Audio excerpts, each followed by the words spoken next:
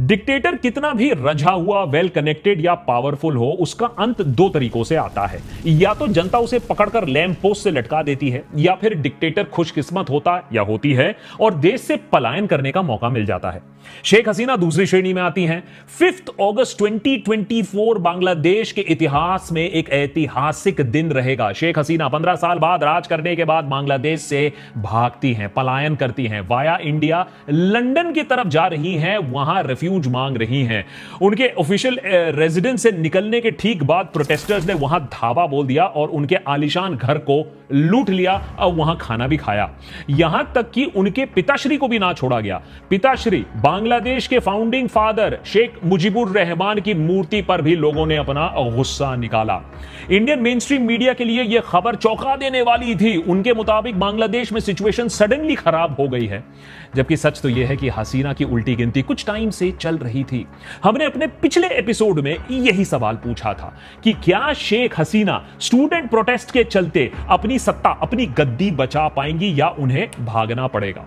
फिलहाल बांग्लादेश आर्मी ने interim government बनाने का ऐलान कर दिया है। शांति बहाल करने की कोशिश हो रही है। लोगों में उत्साह है कि बांग्लादेश को एक बार फिर से नई शुरुआत करने का एक मौका मिलेगा, लेकिन चुनौतियां भी उतनी ही बड़ी हैं।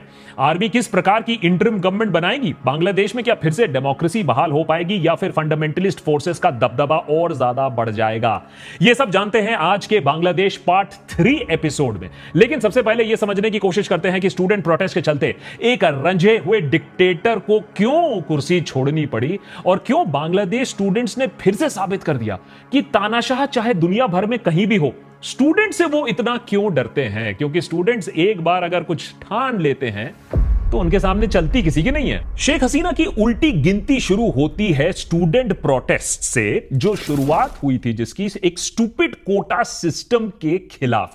कोटा सिस्टम शेख हसीना ने री इंट्रोड्यूस किया, जिसको पहले ही 2018 में बंद कर दिया गया था, लेकिन फिर से री इंट्रोड्यूस कर दिया गया, जो एक नॉन सोशल जस्टिस या एफर्मेटिव एक्शन पर बेस्ड कोटा सिस्टम था। जनरली जब कोटे की दरकार होती है तब कोटा इंट्रोड्यूस किया जाता है, लेकिन शेख हसीना ने री इंट्रोड्यूस किया फ्रीडम फाइटर कोटा, जिसमें 30% रिजर्वेशन थे for government jobs for freedom fighters, जिनकी टोटल गिनती 0.13% है, जिनके डिसेंडेंट्स की गिनती की जाती है।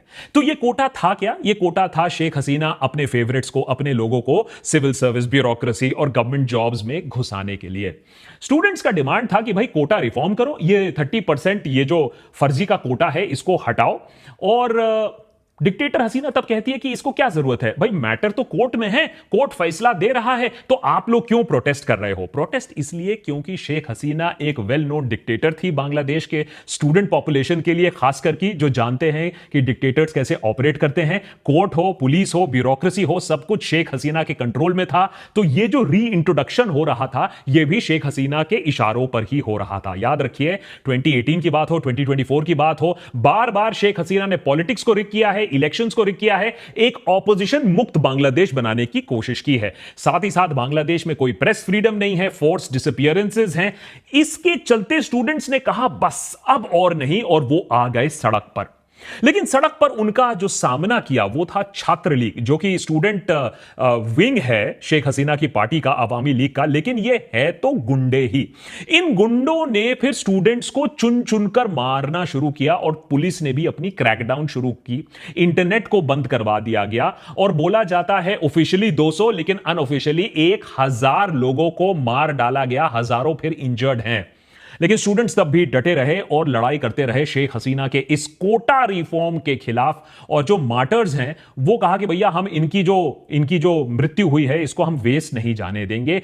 फाइनली सुप्रीम कोर्ट ने ये 30% फ्रीडम कोटा हटा दिया।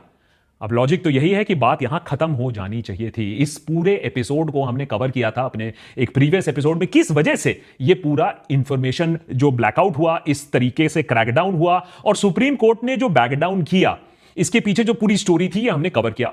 लेकिन प्रॉब्लम यह है कि शेख हसीना की प्रॉब्लम्स तब वहां से शुरू होती हैं, समाप्त नहीं होती हैं। शेख हसीना ने कहा कि हम ये कोटा विड्रॉ कर लेते हैं और स्टूडेंट्स अपने घर चले जाएंगे। लेकिन ये जो कोटा जब विड्रॉ हुआ, स्टूडेंट्स का जो सब्र का बांध था वो टूट गया था, क्योंकि जिस तरीके से शेख हसीना ने उन पर बर्बरता की, जिस तरीके से बोला जा रहा है 1000 तक को स्टूडेंट्स को मारा। स्टूडेंट्स ने कहा कि अब हम आपको जाने नहीं देंगे। इतना खून खराबा हुआ है, शेख हसीना को माफी मांगनी पड़ेगी, शेख हसीना को रिजाइन देना पड़ेगा, पुलिस और आर्मी जो इन्वॉल्व थे उनको भी जवाब देना पड़ेगा। नतीजे में क्या हुआ? जो काम डिक्टेटर करता है वो काम शेख हसीना ने और किया। इस बार डबल क्रैकडाउन करना शुरू किया। पुलिस ने अरेस्ट करना, टॉर्चर करना, स्टूडेंट लीडर को टॉर्चर करके यह स्टेटमेंट दिलवाया कि नहीं, हम अपना प्रोटेस्ट वापस ले रहे हैं। हेलीकॉप्टर से शूटिंग हुई स्टूडेंट्स के ऊपर, बर्बरता चरम सीमा तक पहुंच गई। पैलेट गन्स का इस्तेमाल हुआ, जिसके बाद स्टूडेंट्स ने कहा कि भाई अब तो ढाका के तरफ कूच करना पड़ेगा, ये हम नहीं जाने देंगे। अब फिर इन्होंने 9 पॉइंट एक डिमांड पहले रखा था, जिसके चलते और भी ज्यादा क्रैकडाउन होता है, तो वो 9 पॉइंट डिमांड फिर 1 पॉइंट डिमांड बन जाता है कि शेख हसीना को रिजाइन देना पड़ेगा। तो कहीं ना कहीं शेख हसीना ही इस क्राइसिस की रिस्पॉन्सिबल है। अगर डेमोक्रेटिकली सॉल्व करने की कोशिश होती तो ऐसा सिचुएशन शायद डेवलप ना हो पाता और वो शायद सत्ता में कुछ और साल तक रह जाती। लेकिन कर्फ्यू, लेकिन रेड, लेकिन फोर्स डिसअपियरेंस के चलते स्टूडेंट्स ने कहा बस और नहीं। इसको भी हमने काफी डिटेल में अपने पार्ट 2 में कवर किया था। अब आते हैं पिछले 24-48 आवर्स में क्या हुआ। 4th of August को आप बोल सकते हैं कि हसीना के फाइनल आवर्स शुरू हो गए। Bloody Sunday 4th of August हुआ यूं कि स्टूडेंट प्रोटेस्टर्स ने कहा कि भाई हम तो रैली करेंगे, लेकिन हसीना ने अपने पार्टी एक्टिविस्ट को कहा कि ये जो रैली कर रहे हैं इनके खिलाफ अब आप भी सड़क पर उतर आओ। बैड आइडिया, बिगिनिंग से ही एक बैड आइडिया था, क्योंकि आप एक क्लैश को सेटअप कर रहे हो। यहां आर्मी पुलिस नहीं, छात्र लीग, अब आवामी लीग की छात्र लीग लोगों को काउंटर करेगी। अब ये आवामी लीग के जो एक्टिविस्ट बोलना नहीं चाहिए था, आवामी लीग के ये जो गुंडे हैं ये आर्म्ड थे, इनके पास बंदूकें थी और हसीना तो डिक्टेटर है। हसीना ने सोचा कि ये बंदूक देखकर फिर से जो स्टूडेंट्स मारे जाएंगे, उसके बाद ये प्रोटेस्ट अपने आप नीचे हो जाएगी। कोटा तो मैंने पहले से ही विड्रॉ कर दिया। लेकिन कहीं ना कहीं शेख हसीना का यह कैलकुलेशन बैकफायर करता है। शेख हसीना ने सोचा क्या होगा कि भाई दोनों तरफ से अगर कुछ मारपीट होती भी है, गोलियां चलती भी हैं, दोनों तरफ से जब लोग मरेंगे तो वो कह देगी ये देखिए जमात इसमें इन्वॉल्व था, बीएनपी इसमें इन्वॉल्व था और ये अराजकता फैलाने के लिए किया जा रहा है, मुझे बांग्लादेश को डिस्टेबलाइज करने के लिए किया जा रहा है, इसीलिए मैंने ये कदम उठाया। अब हुआ यूं कि 100 लोग करीबन मारे गए इस एक दिन में। तो आप सोचिए, पहले ही 200-300 ऑफिशियल था, अनऑफिशियली 1000 था, और यहां तो आंकड़े हैं 100 लोग मारे जाते हैं एक संडे को। मोस्टली प्रोटेस्टर्स जो मारे जाते हैं, कुछ पुलिसमैन, आवामी लीग मेंबर्स भी मारे जाते हैं, आवामी लीग के गुंडा जो हैं वो पॉइंट ब्लैंक रेंज पर स्टूडेंट्स को मार रहे हैं। ये सारी चीजें रिकॉर्ड हो रही हैं कैमरा पे, मोबाइल फोन पर। इसके रिस्पॉन्स में स्टूडेंट्स ने कहा कि अब तो बात आगे बहुत आ चुकी है, अब सब पहुंचो ढाका, पूरे देश से पहुंचो ढाका और शेख हसीना के रेजिडेंट्स को हम घेराव करेंगे, अकाउंटेबिलिटी मांगेंगे। अब तब तो भाई पुलिस और पैरामिलिट्री फोर्सेस ने उसको कवर कर लिया, हाउस को बचाने की कोशिश की, लेकिन जो स्टूडेंट कन्वीनर्स हैं उन्होंने बात साफ कर दी कि हम तो पीसफुली प्रोटेस्ट कर रहे थे, आवामी लीग, छात्र लीग, इनके गुंडों ने हमें मारा, हमारे 100 के आसपास लोगों को मारा। 99% जो बांग्लादेश के लोग हैं अब इस रिजीम के खिलाफ हैं। हम तो एक डेमोक्रेटिक स्टेट चाहते हैं अपने फ्यूचर जनरेशन के लिए। अब जितना भी वो हमारे ऊपर गोली चलाएंगे हम और भी ज्यादा प्रोटेस्ट करेंगे। वो एक कहावत है ना कि इतना भी मत डराओ कि डर का डर ही खत्म हो जाए, उसी तरीके से स्टूडेंट्स में डर ही बाहर निकल गया। मारना है तो मार डालो, लेकिन हम पीछे नहीं हटेंगे। अब आता है एक ट्विस्ट। जब स्टूडेंट्स प्रोटेस्ट कर रहे हैं, स्टूडेंट्स मार्च कर रहे हैं, इसमें आर्मी का एक अहम एक रिस्पॉन्सिबिलिटी और रोल आता है। आर्मी ने कहा कि भाई हम स्टूडेंट्स के ऊपर गोली नहीं चलाएंगे और ना ही हम उन्हें टेररिस्ट बोलेंगे। आर्मी ने कहा कि हम कर्फ्यू लगा देंगे, लेकिन we will not shoot at the protesters. ये एक क्रिटिकल पॉइंट आता है जब लोगों को समझ में आता है कि बांग्लादेश में कुछ चेंज होने वाला है, जब आर्मी शेख हसीना के साथ पोजीशन नहीं लेती है। बहुत ही सिग्निफिकेंट है। आर्मी चीफ ने भी कहा we will not shoot at the people.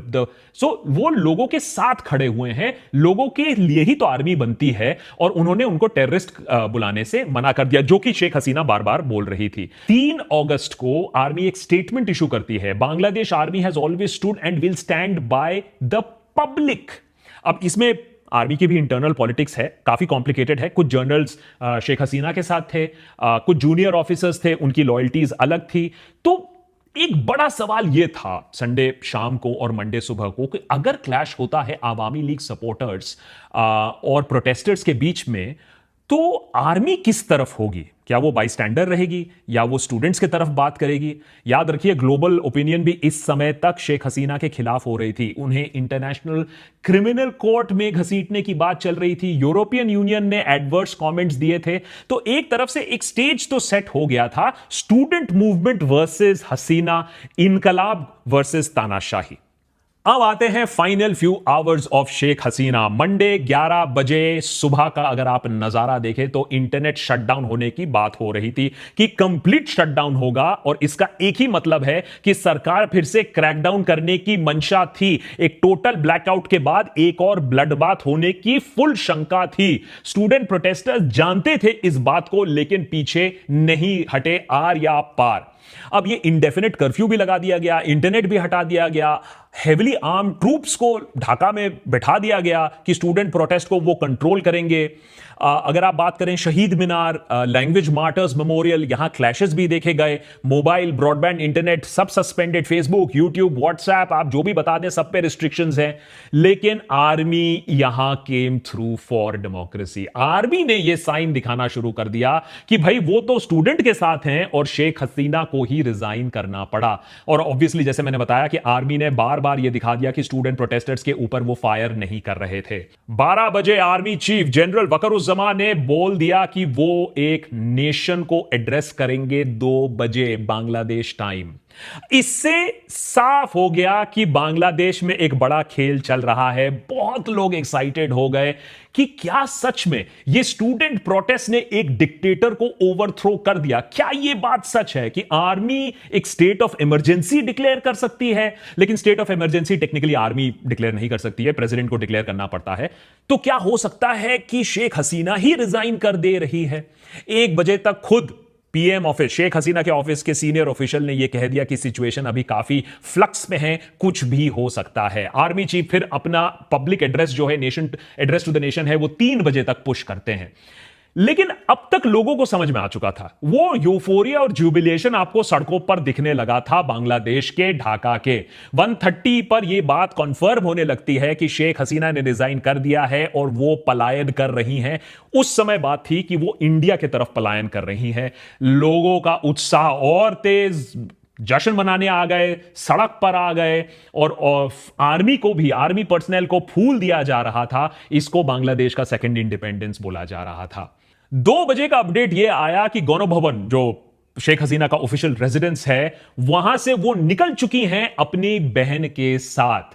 अब वो एक स्पीच रिकॉर्ड करना चाहती थी, लेकिन वो भी उन्हें नहीं करने दिया गया। सिर्फ एक रेजिग्नेशन और उसके बाद यहां से पलायन। तो लिटरली आप समझ लीजिए शेख हसीना को एग्जाइल में डाला गया। कितने प्रेशर के अंदर डाला गया, कितने थ्रेट के अंदर डाला गया, आर्मी का इसमें क्या रोल था, कितना था, यह चीज अभी बाहर नहीं आई है। लेकिन रेजिग्नेशन कंफर्म्ड होता है, उनका फ्लीइंग कंफर्म्ड होता है। पहले बात थी कि वो इंडिया की तरफ आ रही हैं, लेकिन अब लग रहा है वाया इंडिया वो लंदन की तरफ जा रही हैं, जहां वो रेफ्यूज मांगेंगी।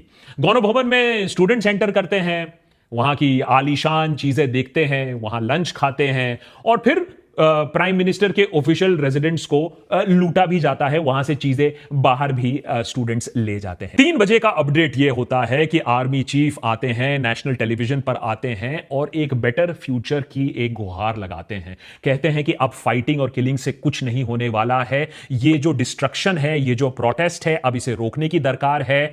जो भी गिल्टी है, ये जिस तरीके से स्टूडेंट्स को बर्बरता से मारा गया था, जो भी गिल्टी है उन्हें पनिश किया जाएगा। आर्मी चीफ कहते हैं कि वो सारे लीडर से बात कर चुके हैं, पॉलिटिकल पार्टी के लीडर से बात कर चुके हैं, काफी पॉजिटिव उनकी बातचीत हुई है, और इसके बाद एक इंटरिम गवर्नमेंट बनाया जा रहा है। तो इस इंटरिम गवर्नमेंट के बनने के बाद आशा यह हो रही है कि बांग्लादेश में कम से कम जिस तरीके के प्रोटेस्ट देखे गए, जिस तरीके की खूंखार बने ब्लड शेड जो देखा गया, कम से कम वो अब रुक जाए।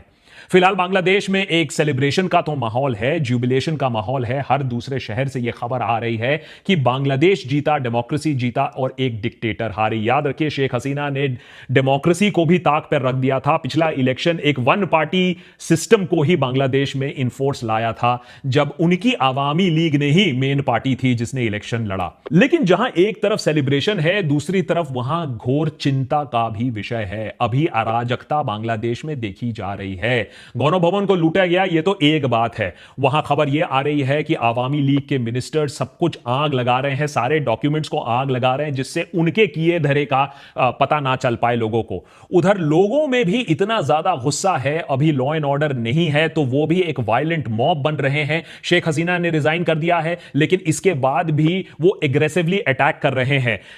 कुछ हाउसेस पर अटैक की खबर है, कुछ माइनॉरिटी ग्रुप्स पर अटैक की खबर है, स्टैच्यूज, पब्लिक इंस्टीट्यूशंस, उस पर अटैक की खबर है, वैंडलिज्म की खबर जगह जगह से आ रही है। स्टूडेंट प्रोटेस्टर्स ये कह रहे हैं कि वो ये सारा काम छात्र लीग के लोग कर रहे हैं और वो इंश्योर करेंगे कि माइनॉरिटीज के खिलाफ कोई अटैक ना हो। शेख हसीना के जो सुपुत्र हैं वो रिलीजन को इस्तेमाल करने की कोशिश कर रहे हैं, लोगों को पोलराइज करने की कोशिश कर रहे हैं, लेकिन ऑल सेड एंड डन इस वैंडलिज्म को रुकने की जरूरत है, जिससे कम से कम जो इंटरिम गवर्नमेंट है वो रीग्रुप करे, फोकस करे। सबसे पहला काम जो इंटरिम गवर्नमेंट का है वो ये है कि आवामी लीग ने जिन स्टूडेंट्स को अरेस्ट किया, जिन लोगों को गायब कर दिया, जिन लोगों को सीक्रेटली डिटेन कर लिया, उनको कम से कम इमीडिएटली वापस दिया जाए। जो जिंदा है, बहुत सारे लोग मारे गए हैं, इस पे कोई डाउट नहीं है, लेकिन जो जिंदा है उन्हें इमीडिएटली रिलीज किया जाए। दूसरी खबर यह है कि आवामी लीग पॉलिटिशियन के घरों पर भी अटैक हो रहा है और उन घरों को भी जलाया जा रहा है।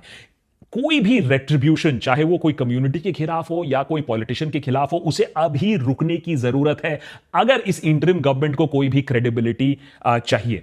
तीसरा फैक्टर, और खास करके इंडिया के लिए बहुत इंपॉर्टेंट फैक्टर है, शेख हसीना इंडिया की एक एलाई थी। इंडिया काफी वरिड होगा कि अब बांग्लादेश में क्या होने वाला है, क्योंकि जो दूसरी बड़ी पार्टी है बांग्लादेश में वो है बांग्लादेश नेशनलिस्ट पार्टी, बीएनपी, और इंडिया का बीएनपी के साथ रिलेशनशिप काफी कॉम्प्लिकेटेड रहा है। अब ये बात मदद नहीं करती है इस रिलेशनशिप में कि बीएनपी जानबूझ के अनहेल्पफुल रही है जहां तक हमारी सिक्योरिटी एस्टैब्लिशमेंट के साथ है।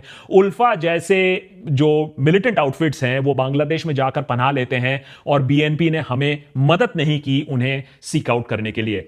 याद रखिए, बीएनपी के क्लोजर रिलेशंस हैं पाकिस्तान और चाइना के साथ, तो obviously government of India suspicious है। इस्लामिस्ट ग्रुप्स के साथ भी पार्टनर किया है बीएनपी के, और चाइना की इकोनॉमिक प्रोजेक्ट्स शायद अब प्राइमेसी ले, इंडिया के प्रोजेक्ट्स शायद वहां रुक जाएं। तो एक डिस्ट्रस्ट का माहौल है बीएनपी के साथ, और इसीलिए गवर्नमेंट ऑफ इंडिया भी अभी वरिड है कि किस तरीके का पॉलिटिकल फॉर्मेशन अब आगे आएगा। साथ ही साथ गवर्नमेंट ऑफ इंडिया के लिए एक बहुत बड़ा हेडेक रहेगा कि ये जो इंटरिम गवर्नमेंट है और फिलहाल जो आर्मी है, क्या वो कोई एंटी माइनॉरिटी वायलेंस रोक पाएगा बांग्लादेश में, क्योंकि खबर यह है कि ऐसी प्लानिंग हो सकती है कि माइनॉरिटीज, हिंदूज पर अटैक हो जाए। तो ये पीरियड ऑफ इंस्टेबिलिटी में स्टूडेंट ग्रुप्स का, और मेरी रिक्वेस्ट होगी स्टूडेंट ग्रुप से, वो इंश्योर करे कि बांग्लादेश के रेप्यूटेशन को, बांग्लादेश की माइनॉरिटीज को कोई अटैक ना कर पाए, सिचुएशन को और खराब ना कर पाए, बांग्लादेश की इमेज को और टार्निश ना कर पाए। अब सवाल यह नहीं है कि भाई बांग्लादेश में कौन राज कर रहा है, सवाल यह है कि अब बांग्लादेश में आगे कौन राज करेगा। क्या बांग्लादेश को फिर से एक मिलिट्री रूल मिलेगा, ख्वासाई मिलिट्री रूल मिलेगा, अनइलेक्टेड अथॉरिटेरियन कोई मिलेगा, या मैनेज्ड इलेक्शन फिर से होगा, या समथिंग ट्रूली डेमोक्रेटिक। और वो चेंज शुरू होता है आज से। याद रखिए, फंडामेंटलिस्ट फोर्सेस हैं बांग्लादेश में, क्या वो इस अपॉर्चुनिटी पर पाउंस करेंगी, या फिर जो स्टूडेंट प्रोटेस्टर्स हैं, जो प्रोग्रेसिव यंग स्टूडेंट प्रोटेस्टर्स हैं, क्या वो सेंटर स्टेज ले पाएंगे। देशभक्त पर हम तो इन्हीं स्टूडेंट्स के साथ खड़े रहे हैं, और देशभक्त पर हम चाहेंगे कि यही स्टूडेंट्स एक ऑल्टरनेटिव पॉलिटिकल फोर्स बनकर सामने आए, ना कि आवामी लीग, ना कि बीएनपी, ना कि कोई फंडामेंटलिस्ट पार्टी, बल्कि स्टूडेंट्स खुद एक बड़ी फोर्स बनकर सामने आए। मैं तो यह चाहूंगा कि यही स्टूडेंट ग्रुप्स भी इंटरिम गवर्नमेंट का एक पार्ट बने। जो स्टूडेंट्स ग्रुप ने जो रिस्पॉन्सिबल है डेमोक्रेसी को वापस लाने के लिए, शेख हसीना को आउस्टर करने के लिए, उन्हें इस चेंज का हिस्सा बनना पड़ेगा। जिन स्टूडेंट्स ने अपनी जान दी, उन्हें रिप्रेजेंटेटिव गवर्नमेंट में रहना पड़ेगा।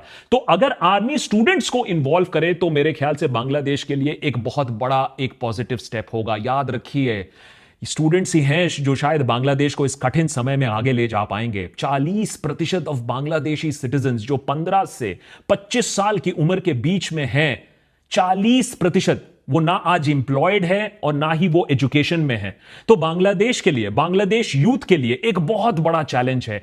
इस समय यह जरूरत है कि बांग्लादेश ना कि फंडामेंटलिज्म में पड़ जाए, ना एक डिक्टेटरशिप में पड़ जाए, बल्कि एक स्ट्रॉन्ग डेमोक्रेटिक फोर्स होकर आगे बढ़े। और इसमें स्टूडेंट ग्रुप्स की रिस्पॉन्सिबिलिटी आज और ज्यादा बन जाती है जितना कि पिछले कुछ हफ्तों में मैंने देखा है। तो मेरा रिक्वेस्ट उन्हीं से होगा कि अभी जंग खत्म नहीं हुई, अभी रेवोल्यूशन हुआ नहीं है, अभी बांग्लादेश आजाद हुआ नहीं है। उसे आजाद बनाने के लिए, डेमोक्रेटिक बनाने के लिए अभी काफी फाइट बाकी है। My salute to the student protesters, और मैं यही आशा करता हूं कि ये फाइट वो और भी आगे ले जाएं, जेन्युइन डेमोक्रेसी की तरफ ले जाएं।